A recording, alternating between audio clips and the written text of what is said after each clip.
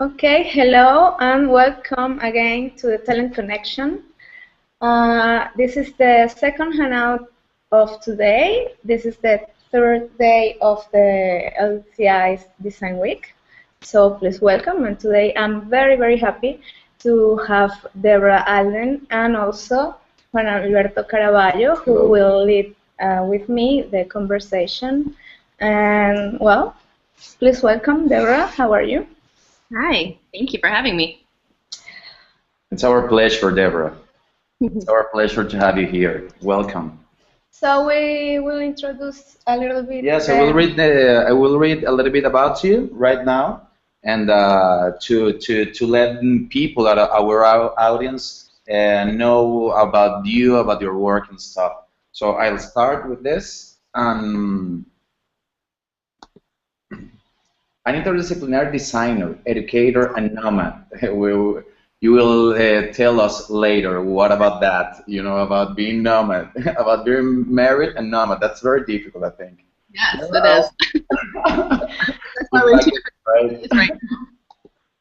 Deborah Alden, Deborah Alden is a perpetual liaison and translator between practices, people, and cultures. She's co-founder of the Comradery and research strategy consultant working primarily in Asian and Latin American markets, whether conducting field research on food deserts in Bed-Stuy, Brooklyn, or developing a new undergraduate design program in Singapore.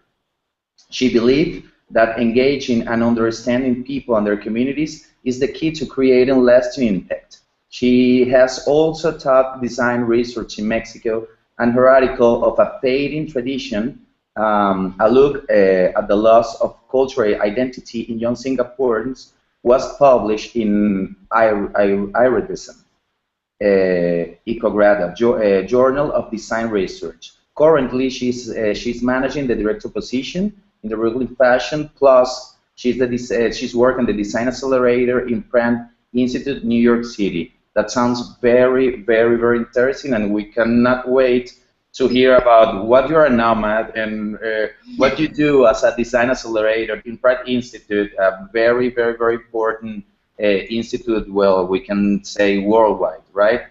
Excellent. Well, thank you. Should I jump right into it? Yes. As you want, huh? Okay, yeah, I'll just jump right into it, and then we can.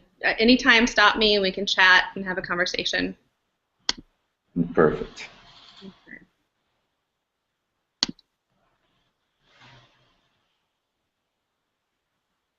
All right. So this is where I grew up. It's in the U.S. It's in rural Minnesota, and I grew up in a tiny. Sorry, Deborah. Did you share your presentation or something? Because I just see you. That's wonderful. It's a wonderful news, but no, I thought I did. Hold on. Thank you. Does that work? Wait a second. Yes. Yeah, perfect. Thank you. Go on. Is this still more full screen? Okay, it's come back to you. Yeah, we're with you again. It's great news, you know. What it is, I need to not go into full screen. That's what happened. Yeah, exactly. Yeah, exactly. Yes, it's true. Yeah. All right, there we go. Okay, perfect. All right, so this is where I grew up, in the U.S., in rural Minnesota, and it was a tiny little town of 600 people, and this river was basically my playground. I spent most of my childhood swimming in this river, climbing the bluffs, and jumping off of these cliffs. And it was only recently I was having a conversation with one of my colleagues, and I discovered that this idea of jumping off of 80-foot cliffs is not everyone's idea of a normal, everyday good time. And when I started to think more about it, I realized that this foundation from my childhood, this, jumping off of cliffs as a normal activity, kind of throwing caution to the wind and jumping off into the unknown, and probably most importantly, having the faith that I'll survive has always stuck with me. I've been fortunate to live and work in a lot of different places. So this will kind of answer a little bit of that question about the nomad you're asking. So I've lived and worked in places from Singapore to your own backyard in Monterrey. In Singapore, I spent 3 years at a brand new school of art, design, and media, developing the first professional degree program in visual communication in Southeast Asia, so in the whole region. And in Monterrey, I taught design research at CEDIM, which is where I met the lovely Miss Maria Jose. So my background is in a lot of different things. I have degrees in architecture and communication design, but I've practiced in a lot of areas. So I started out designing buildings and city infrastructure, but these days I tend to design structures for programs or processes. So a lot of services and systems. Also design a lot of stories and strategies. Much of the last few years, I've been a design researcher and strategist in the innovation field. So I spend a lot of time in people's homes and talking to them about their needs and their motivations in order to help my clients. And so my clients are sometimes, big corporate Fortune 100 companies who are developing new products or offerings. And other times, on the kind of other side of the spectrum, I do a lot of work with social entrepreneurs, so people who are trying to do something good in the world, and helping them better understand the people that they serve and how to tell the stories, their stories, in really authentic and relevant ways. As I mentioned a little bit, I've also been a professor, most recently with a focus on design and research and cultures outside your own. So this is at IIT's Institute of Design. Maria Jose, you'll probably recognize Luis in the corner there. And I've also been an entrepreneur. So last year, my business partner and I developed the Comradery, which was an initiative to empower and educate professionals and organizations who are sitting at the kind of intersection of design, business, and innovation, and helping them achieve their greatest potential. So we offered coaching and learning experiences, community events, shared resources, that sort of thing. So as you can see, this is just from the last few years. You can see it's a lot of different sorts of things. So I think some people see career paths as kind of plodding along toward a particular goal. So really getting from point A to point B.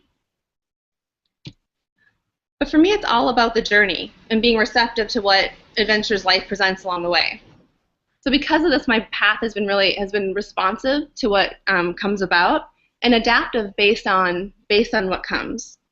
And I love this because I never could have plotted this path. Because most of the opportunities that have come my way, I never could have dreamed up. And a lot of times it's because there's something, and I end up getting involved in a lot of these things that have never existed before. And I love this because I love challenges and I love to explore uncharted territories and discovering what might be. So new models and new approaches.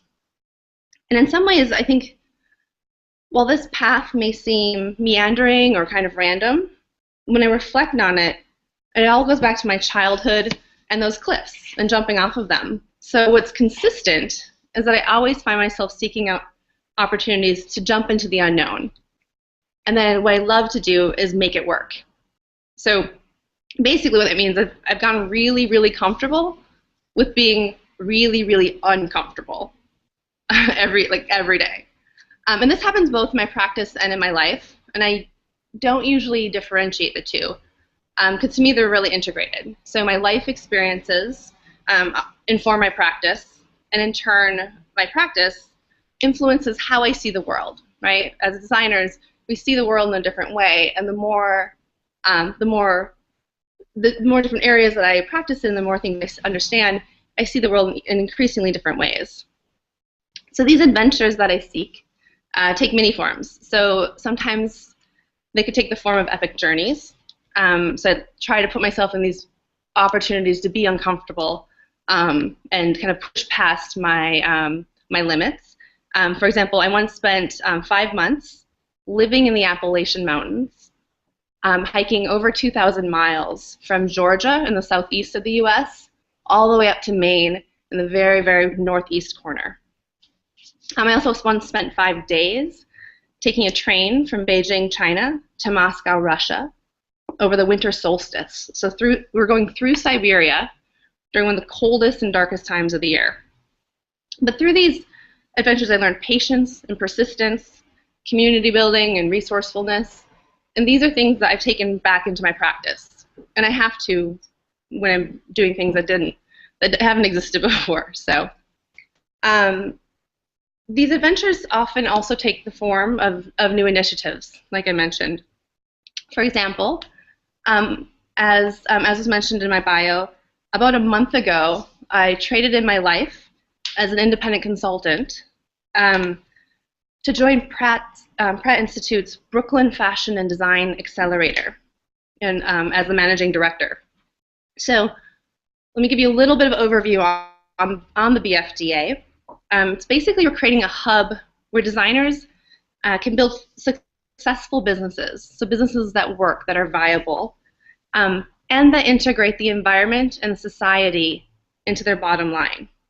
So it's this entire ecosystem in the same space, so from research to ideas to prototyping to production. So we have venture fellow companies who work out of the space.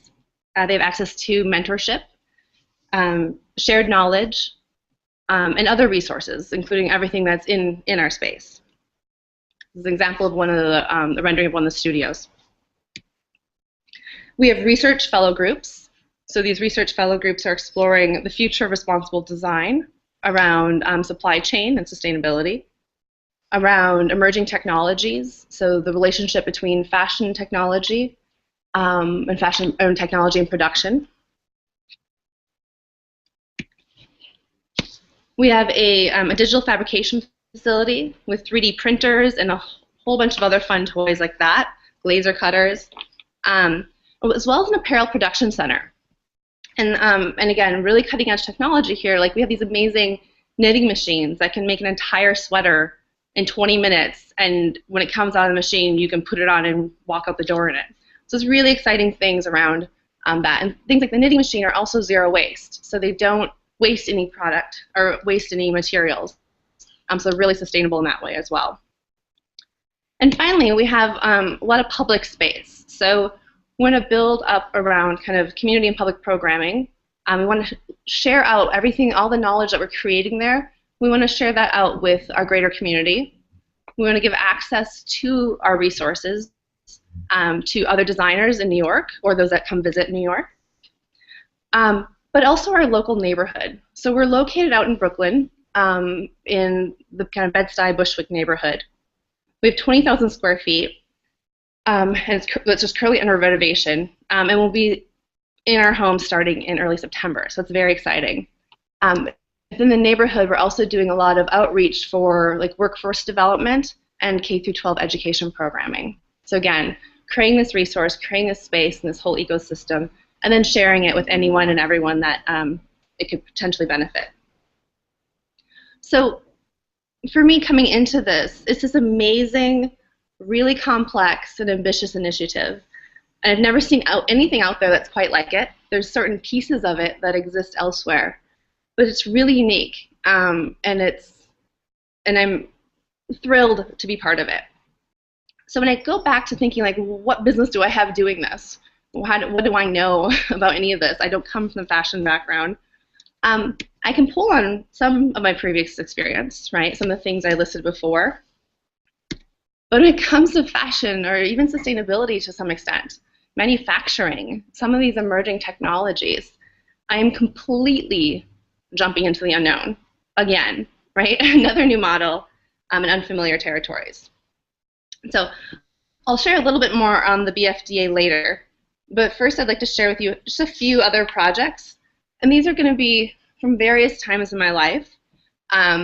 Some will be more traditional design projects, and some will be more like this, where it's building something that's less tangible as a design project. But the thing that all have in common is they're all times when I jumped into the unknown. And some of these are bigger leaps than others, you'll see, but they all required this really kind of this leap of faith. So the first project I'll share with you is I used to work for the Smithsonian Institution, which is the federal museum in the U.S. It's like in the federal museum system.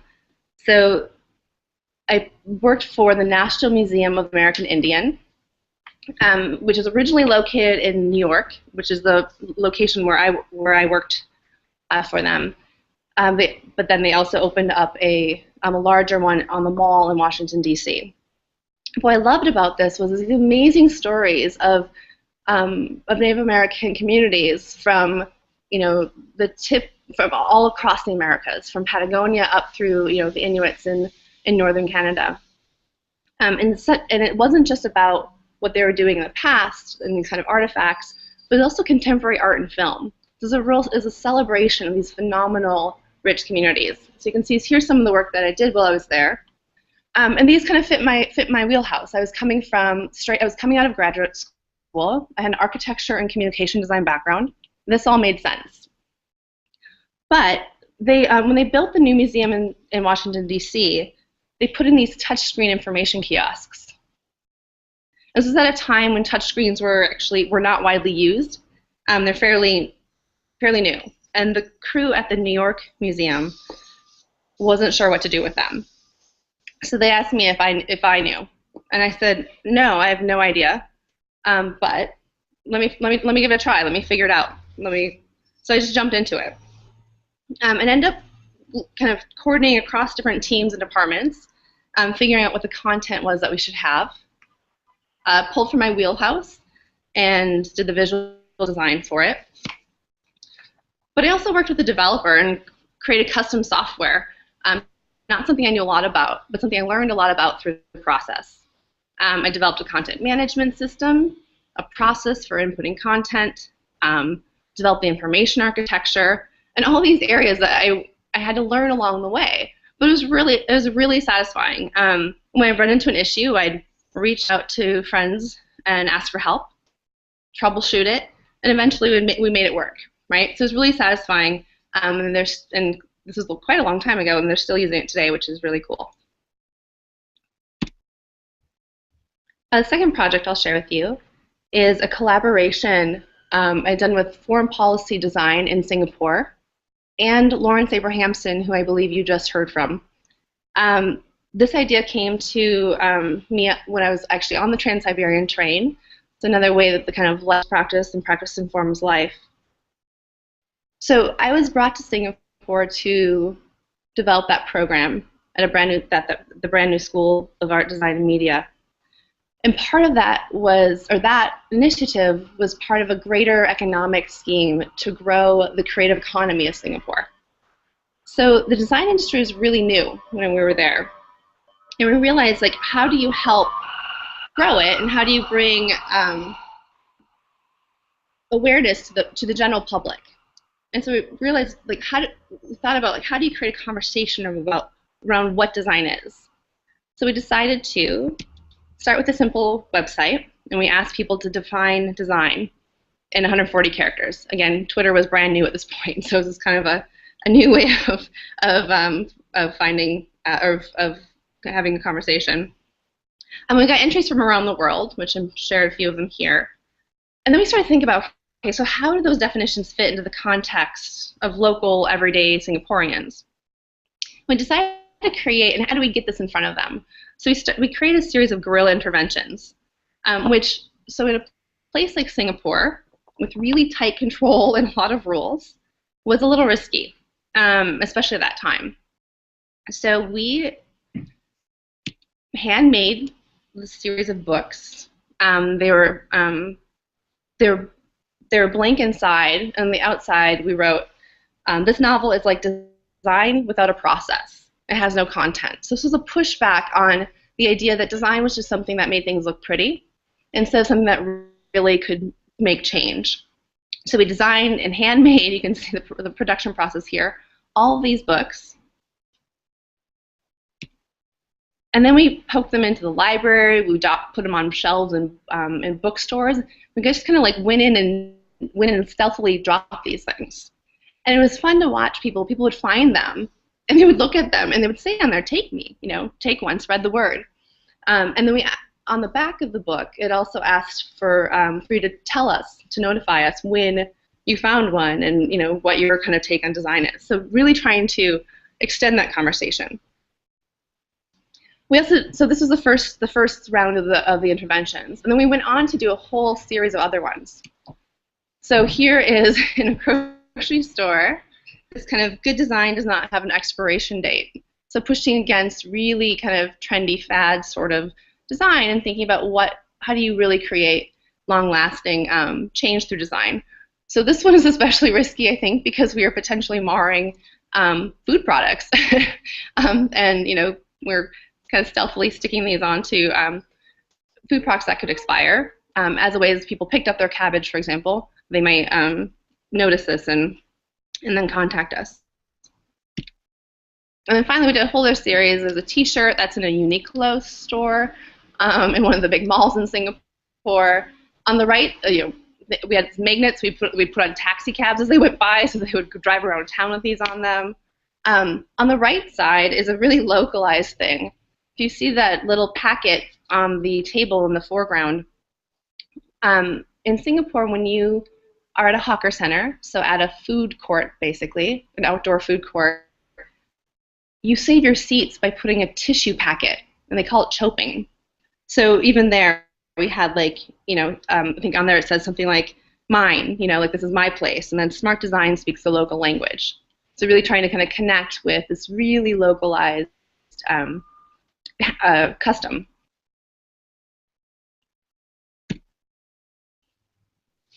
All right.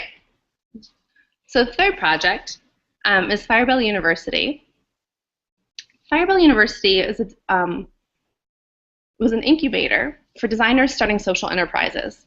So not too unlike what I'm doing now, but on a much smaller scale, and very specifically just around the mentorship for designers who had ideas of businesses that they wanted to create, but weren't sure how to do that. And especially for designers who wanted to design in a way that created impact in the world. So this started out because Don Hancock, the founder of Firebelly Design, which is a communication design studio in Chicago, Illinois, that's been around for about 15 years. And people always ask her, so she focuses on doing work for social organizations. And people always ask her, how have you been doing what you do, and you can still put food on the table? And she thought, well, wait a second, I just do it. What do you mean? I make it work. And so she realized there was a huge value in helping share how you run a business, how you could make it work for yourself, to encourage a lot of other people to do that. So she knew what she does, but she didn't have the kind of experience in developing programs or in education. So she asked me if I would develop the program. And at that time, I knew nothing about incubators. I knew nothing about entrepreneurship. I'd done a lot of entrepreneurship, so developing initiatives from within organizations, but not starting my own business, and nor had I at that time been working with very many startups. So the other thing was, there was no model to follow. There was no one else out there doing anything like this. So again, jumped in and tried to figure it out. So what we did, the model that we developed was basically on the left here is developed a studio. So the fellows is a 9-month full-time residency program, and the fellows collectively ran a design studio. So on the day-to-day, they learned about the nuts and bolts of how to run a business. And then Fridays and all the rest of their time, evenings and weekends, they developed their own businesses. And we reached out to the greater design and entrepreneurship community.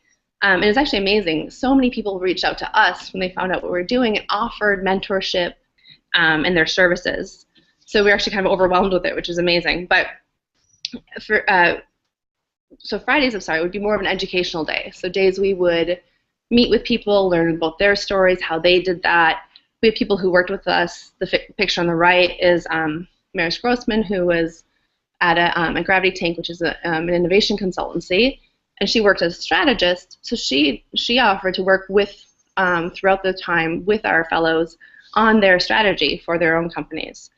But what was really cool is I got to learn right alongside the fellows. I was there to kind of support them, to be their shepherd and their curator, and to really listen to what was going on and to evolve the program as we went along, based on the needs that we saw pop up, or the needs that they were facing, or the challenges they were facing as they started to develop this. We also created a whole kind of culture around it. You can see, like, we would share meals once a week. We would work on each other, or, fellows would work on each other's companies and help each other kind of collectively address challenges. So a lot of the things that are hard about being an entrepreneur is it's really lonely, but this collective idea that you can support each other was really effective and really great. And the fellows have actually had a lot of success, and this was 3 or 4 years ago now, and they're all still doing things in the space that they set out to do. So that's very cool. This is our at the holiday party.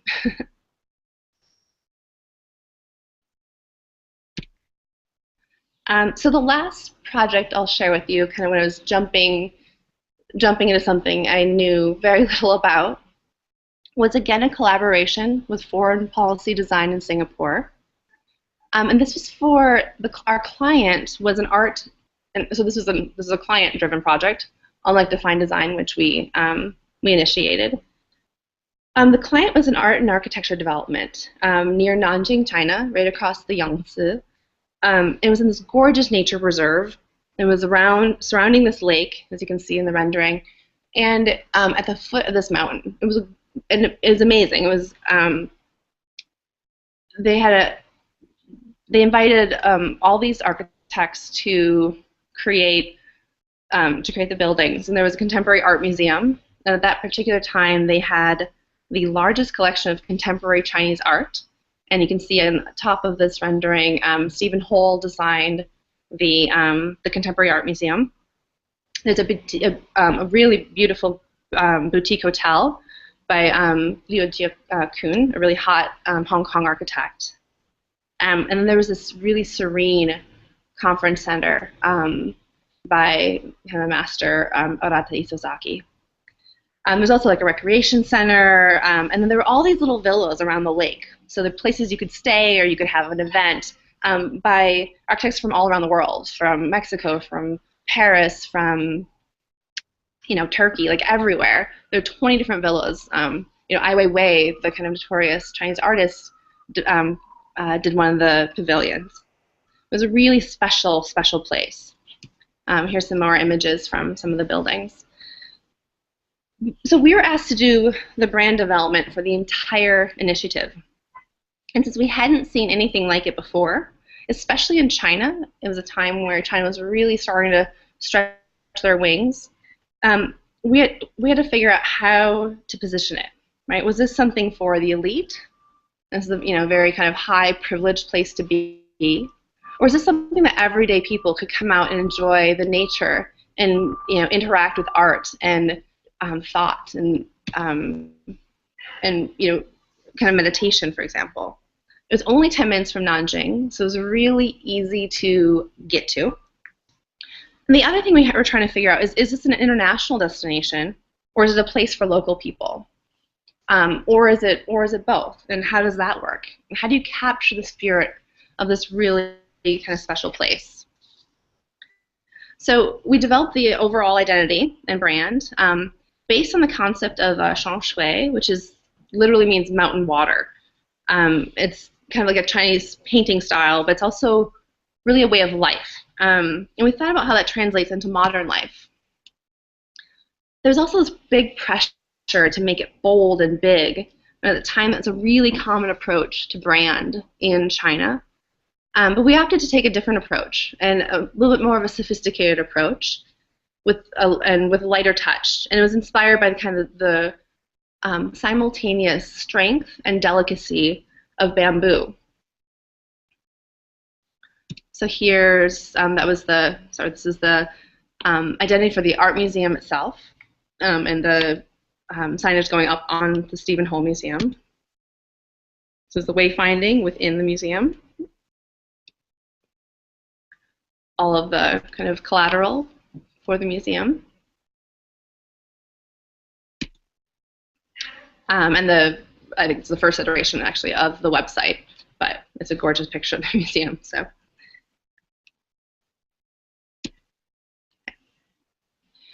So back to today and the Brooklyn Fashion and Design Accelerator. So I am only, I think, 4 weeks into this job. It's, like I said, I've been independent for the last probably 5 years, and I have no idea. So it's a different, really different experience for me. But it brings together so much of what I believe in and what I'm passionate about, including the fact that I have no idea what this will become. We have these plans, but already in the 4 weeks I've been here, things are changing. We're radically changing as we learn more. So I don't have all the answers for this, and I actually probably would say I almost have no answers at this moment in time, and that's scary, but I love it. And every single day I'm learning, and I'm blown away by what's emerging. It's an amazing team working on this. And I'm slowly starting to understand how to help shape this. And it's really exciting because I'm finally at a point, a few weeks in, to be able to start prototyping and testing, the processes and systems. Like, what are the seeds that I'm going to plant that will ultimately make this all work? Because in the end, that's always my job, is how do you make it work? And so going full circle back to those cliffs, it's really how I'm starting to build and test those wings, right? So if you jump off that cliff, we need to make those wings somehow, or we're gonna splat on the ground. And I'm curious, I'm not sure, who knows? It might be that those wings turn into something completely different. Maybe it ends up being those fancy flying suits, like those base jumpers we're wearing in the photo I showed. But whatever happens, I know it'll be a grand adventure. I'm really excited to see where and how we land. Gracias. Great, thank you. Now you can Deborah. click in the Excel. So thank you very much, Deborah. It's an inspiration, because also, for example, I took this job and I'm more architect than interior designer, so it's a big challenge. But it's also great how you can learn, no, in the process. And also everything that you know about your former jobs are helping, no? Yes, absolutely. That's a question I can. Well, I have two questions for you, right? But first of all, I really understood what a nomad is. In your case, wonderful. We're talking, Mara and I. It's an anxious feeling, because when I saw the map, it was like, oh my God, look what she has been doing lately, and how you can find a lot of interesting places all around the world, and then it's like you need to travel like 3 times, 4 times a year, to know these wonderful places. But, well, that was a off-the-record comment. But what I want to ask you is, this is a very academic effort we do here at the university. And for us, it's always very important to try to help our students or our audience, to get there what they want to get, in this case, to get there where Deborah is. And I want to be just like her, that feeling when you are a student. So in this vein, what do you need? What a person needs to become an innovator, expert, to a nomad, because it's like now you're talking about being freelance and stuff, that I think it's a very important rule in the entrepreneur world, like being work alone, if you want to say that, work by yourself. But how can you do that? You know, how a person who wants to help companies, people to innovate in some specific point or to resolve some specific problem through design, how can you get there? You know, how can I get to you and say, hey, I'm an expert, so let me help you? I think I never pretend to be an expert. I ask a lot of questions, and I think that's like the reason why I realized the researcher hat is probably the easiest one for me to wear, because it's just curious. It's just being curious. I also don't operate independently, or I'm sorry, individually that often. I'm independent, or I'm often independent, but I work collaboratively almost completely. So, and that's why I love, because I learn from all of those different people that I work with. In terms of being nomadic, that's about being really flexible. And I think I'm just always looking for another challenge and another exposure, something to help me grow. But it's also a navigation to do when you have a partner. So that's something with, you know, being married. We've been, you know, trading off and kind of going back and forth a lot. But we share those adventures together, and we're in the same general field in terms of design. So we're constantly thinking about that as well. I mean, currently we're in 2 different cities. This happens a lot, right? So last year, Lawrence was in London for 3 months, and I was in Chicago. You know, now I'm in New York for 4 months while he's still in Chicago. But then sometimes it happens where, like, he was in London for a month again this spring. I had a chance in my schedule where I could work remotely, so I spent the time with him. But it's really being comfortable with that ambiguity and being comfortable with that rootlessness. I think for us, we really had to, and I think this is both career-wise as well as life, we really had to get comfortable. We had to really define what is what's important to us, and what does home mean, whether that's your home industry or your home. So for us, it always ends up being about people. So it's not locked to a place. It's not locked to an industry. It's about really interesting people who are challenging things, and how can we be around them on a daily basis and learn from them. Yeah. Does that answer the question? Yeah, perfect. Well, I already had one question for you, and we just received one from Juana Riojas. Thank you, Juan, from our audience. And well, I will try to mix my question with his question, because yeah, it's I think I can do that because it's about the client and the consumer. Well, right. I will first of all, I will ask Juan's questions. He said, "Sorry, I need my glasses." Me too. I'm like, and it's a big type, but I can see that. Okay. In my opinion, I see that in your work, personal and professional relationships are of great importance. How important is for you to connect with your client? And well, 1 second, I will give you my question, because I think, well, I can say that innovation, one of the most important things to take care about in innovation processes is the client, you know, the consumer. It's what, for example, in normal marketing processes, like trying to sell a shampoo or trying to sell a dress or something like that, you know. Now innovation rules let us know that our client, we need to look in our client what the problem is, what my client wants. You know, it's not like trying to imagine, okay, maybe my client needs a shampoo for extra soft hair or something like that. You know, it's like go with your client, go with your potential consumer, and ask him, you know, what you want, right? So in this vein, for social innovation, it's not that clear for me, you know. How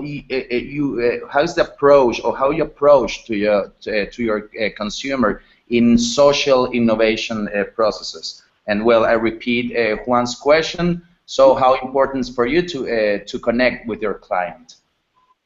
Sure. And so in Juan's question, when you say client, does that mean like the customer? Or does that mean my client that I'm working with? Well, let's ask for both of them, but I think I think he's talking about your client. You're working for your client, not your consumer, but well. Who's paying me? Sure, yeah. For me, it's all about relationships. And I think that's, like I was just saying that with being kind of nomadic and going into, being in a lot of different industries, it's all about relationships. So I'm going to take one step back and then I'll come in to answer the questions that you specifically asked. But all of the opportunities that have come up for me are not things that except for my first job out of architecture school, everything else has come to me in some way. So they aren't things I've sought out. They're things that through relationships, through people who know me and know the kind of weird combination of things that I've been doing, I think hear about someone looking for someone with a really odd set of skills, and they're usually like, Deborah, she's that weirdo in the corner. She might be somebody to match you with. So a lot of that's come through just word of mouth and people who know me and know, and connect that, which I'm not like a big networker by any means, but relationships are so important to me because people are so important to me, which then folds right into that kind of professional. So both clients as well as customers. So my approach to design is always customer first, or whoever you're serving. So social innovation, it's the same thing. Who are you serving? How are you serving? How can you serve them the best? What are their real needs? I think that happens a lot in social innovation, is that people don't always understand someone's real need. They think they understand it from their perspective, but generally their perspective, potentially their privilege, can really cloud their understanding of what those real needs are. In terms of clients, I often work in-house with clients. So I'm right there with them and learning from them and teaching them. I almost kind of bring that into there. So I've worked with like in-house with an innovation group, for example, in like a Fortune 100 company, right there alongside them day by day. So it's not about protecting the fact that like I come in as this expert, but they have so much institutional knowledge or knowledge of their company and their trade that we bring equal amounts of knowledge to the table. And how can I help them learn about this approach better so that they can implement that and create a bigger culture of innovation within their company? Because that's only going to do better for everyone, particularly their end customers, right? So again, it's always for me in the service of making the world better in some manner. And it doesn't have to be with an overly social message, but every day, I'm sure you all experience this as designers. You're like, little things, every day when you wake up and you walk out of the door and you go to work or school, there's always these things that you're like, why is that like that? Couldn't we do this better? And I think that's what kind of drives that every day, is making that better. That's to me my kind of job and mission in life. So great. We have another question from a beautiful one. This world when you work with clients, it's a great question from Javier Torres. Yeah, right. Javier say hi there. I know clients always has the final word for the design because the money. How you manage the client when you know their ideas are wrong? I mean, as a designer, the know-how, we do the work and we know which things are right, but how to convince the client? Yes. Some are easier. I don't approach it from trying to convince them. I think it's more from, maybe it's the educator in me, but I usually ask them a lot of questions about their assumptions or their ideas that they think are right. I try to involve them in the research so that they can see it firsthand, and start to change their own assumptions. A lot of times, and I do this with my students as well, by asking a lot of questions around, and as you have to answer to this idea that you have and kind of justify it, you have to critically look at it, and so it starts to fall apart, right? Usually, So they often will come to the answer themselves, which is much easier in terms of no one wants to be told they're wrong. No one wants to be told what to do. But to learn through that kind of a process and to discover it for yourself, then you also get advocates and champions in the organization to push that forward. So it's always trying to kind of come around that way. Sometimes it doesn't matter, right? It doesn't matter how much you show, how much you can share, how much you can talk through the issue. Sometimes people just have a particular idea in mind and are stuck on it. That said, I haven't had that happen that often. I think, and that might just be, I think I've been very lucky with the types of clients. And probably the proximity of work, where I feel like we're co-creating a lot of times.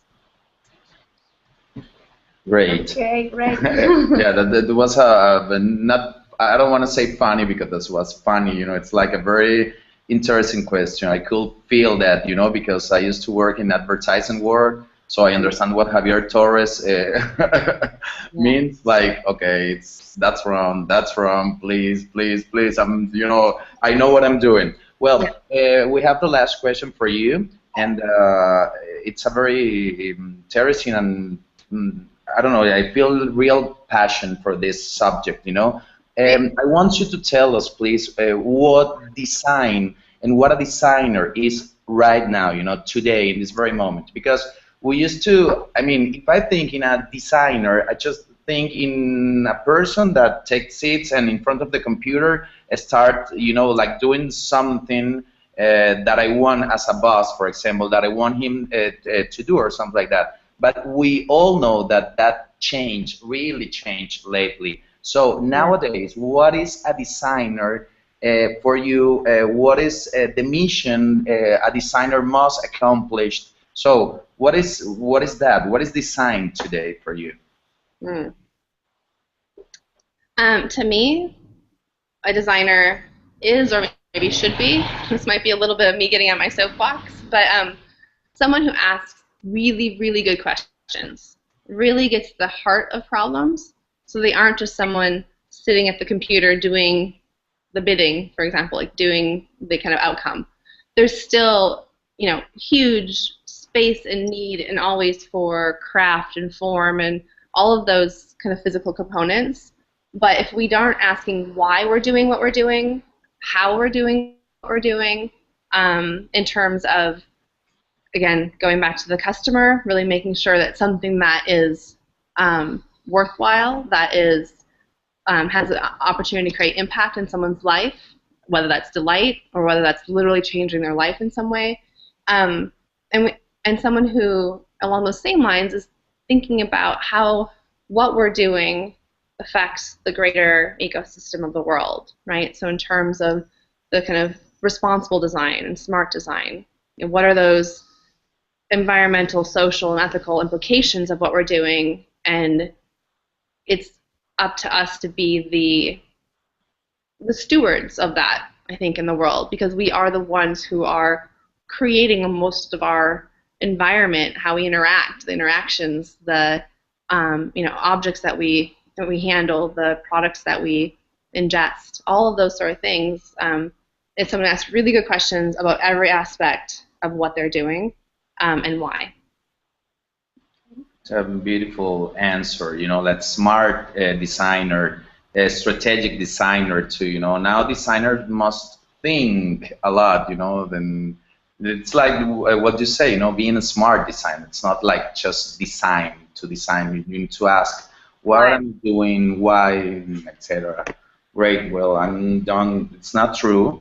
I was telling Mara, like, okay, I can stay here and ask her like 10,000 questions, but well, we need to finish now. Deborah has some stuff to do today. That's not all the whole day for us. No, but thank you very much. I want to say that it's a very good question to finish the talk.